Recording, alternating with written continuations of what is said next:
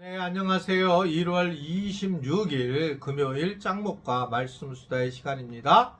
오늘 주시는 하나님의 말씀은 다니엘서 4장 28절부터 37절의 말씀입니다. 하나님 말씀을 보시겠습니다. 이 모든 일이 다 나 느부갓네살 왕에게 임하였느니라. 12달이 지난 후에 내가 바벨론 왕궁 지붕에서 거닐세.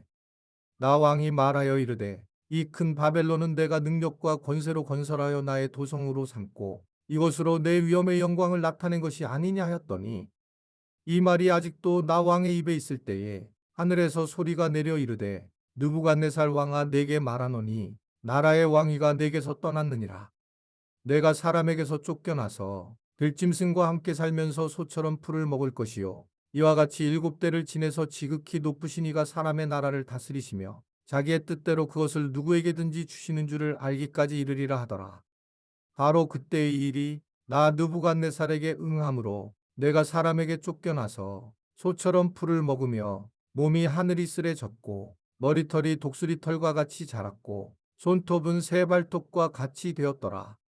그 기한이 참에 나 느부갓네살이 하늘을 우러러 보았더니 내 총명이 다시 내게로 돌아온지라. 이에 내가 지극히 높으신 이에게 감사하며 영생하시는 이를 찬양하고 경배하였나니 그 권세는 영원한 권세요 그 나라는 대대에 이르리로다. 땅의 모든 사람들을 없는 것 같이 여기시며 하늘의 군대에게든지 땅의 사람에게든지 그는 자기 뜻대로 행하시나니 그의 손을 금하든지 혹시 이르기를 내가 무엇을 하느냐고 할 자가 아무도 없도다. 그때에 내 총명이 내게로 돌아왔고 또 내 나라의 영광에 대하여도 내 위엄과 광명이 내게로 돌아왔고 또 나의 모사들과 관원들이 내게 찾아오니 내가 내 나라에서 다시 세움을 받고 또 지극한 위세가 내게 더하였느니라. 그러므로 지금 나 느부갓네살은 하늘의 왕을 찬양하며 칭송하며 경배하노니 그의 일이 다 진실하고 그의 행하심이 의로우심으로 교만하게 행하는 자를 그가 능히 낮추심이라. 오늘 28절을 보면 이 모든 일이 다 느부갓네살 왕에게 임하였느니라. 다니엘이 한 말이 그대로 이루어졌다는 거예요. 다니엘이 꿈을 해석하고 그리고 왕권에 대한 부분에 대한 또는 들짐승이 될 거라는 것들, 하나님을 의지 않으면 그런 심각한 상황이 된다는 것들이 다니엘이 경고를 한 1년이 지난 후에 결국 이것이 성취되어 가는 모습이다라는 겁니다. 사실은 1년이 지났음에도 불구하고 느부갓네살은 바벨론이라는 엄청 나라를 갖다가 만들었기 때문에 그 영광에 도취되어 있었단 말입니다. 그는 이 장엄한 이 모든 것이 내가 했다라고 하는 그런 교만함에 빠지게 됐고 결국 이 큰 바벨론이라고 하는 엄청난 죄의 대표로서 나타나는 그런 모습을 담당을 하게 됐다는 거죠. 그러자 하늘에서 소리가 나서 느부갓네살 왕위를 빼앗기고 징벌을 받게 될 거다라고 하는 선언을 하게 됩니다. 왕위와 같은 이 권세는 하나님이 자신의 뜻대로 주기도 가져가시기도 하는 거다. 이렇게 우리가 생각할 수 있는 거예요. 이게 영원히 내 것이다. 이러한 생각이 결국은 심각한 교만함으로 나타나게 되는 것을 볼 수가 있습니다. 저도 이 교회가 막 성장해 나갈 때 교만했었어요. 지금은 교만하지 않느냐 이 교회로서 라고 할 때 저는 감사하게 하나님께서 날 만지셔서 나는 교회로서는 교만한 마음은 없는 것 같습니다. 내가 우리 교회가 크다고 해서 정말 그것은 정말 은혜예요.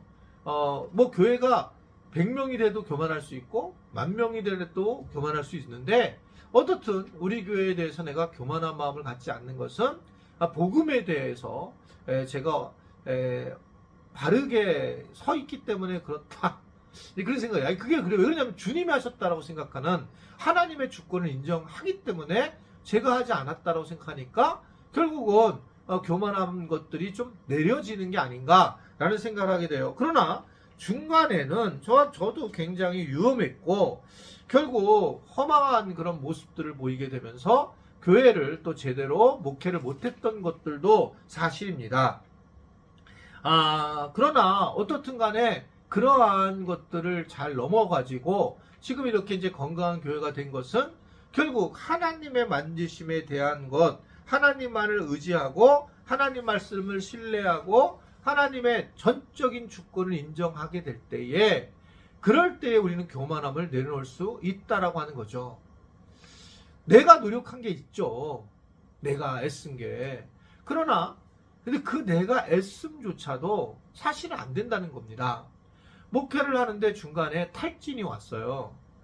야, 이거 정말 어려운 거예요. 그래서 안식년을 정말 어려운 시기인데도 갔어요. 교회가 나밖에 바라보는, 저만 바라보는 그런 상황이고, 제가 이제 첫 번째 안식년 갔을 때 많은 사람들이 저한테 돌아와 달라고 그랬어요.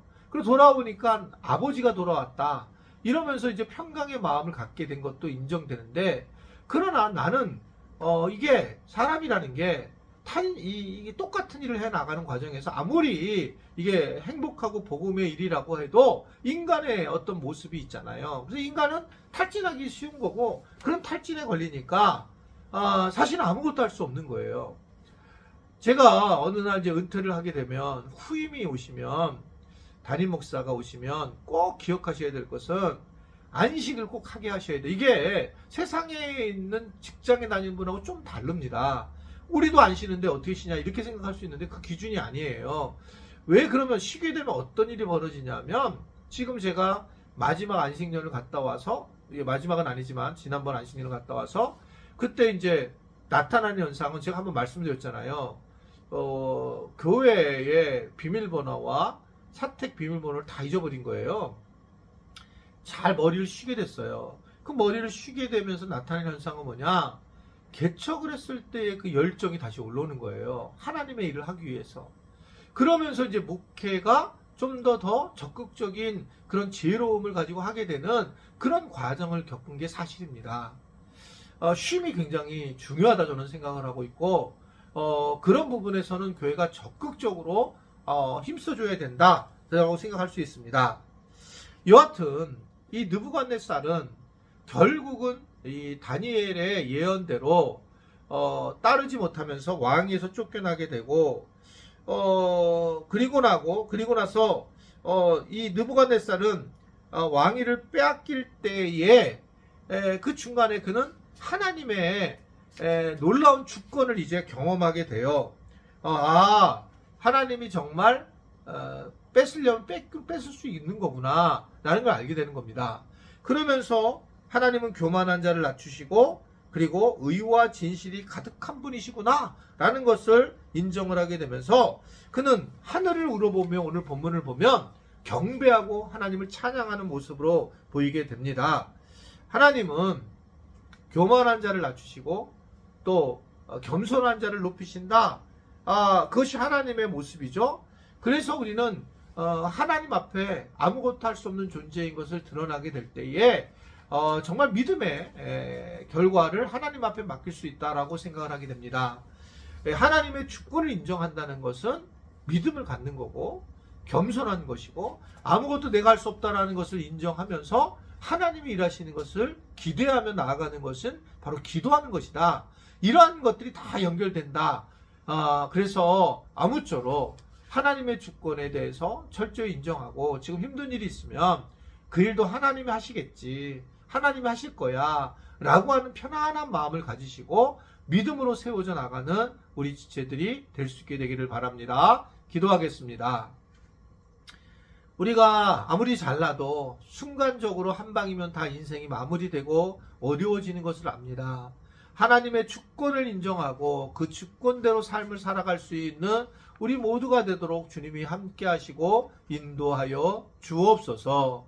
예수님의 이름으로 기도드리옵나이다. 아멘.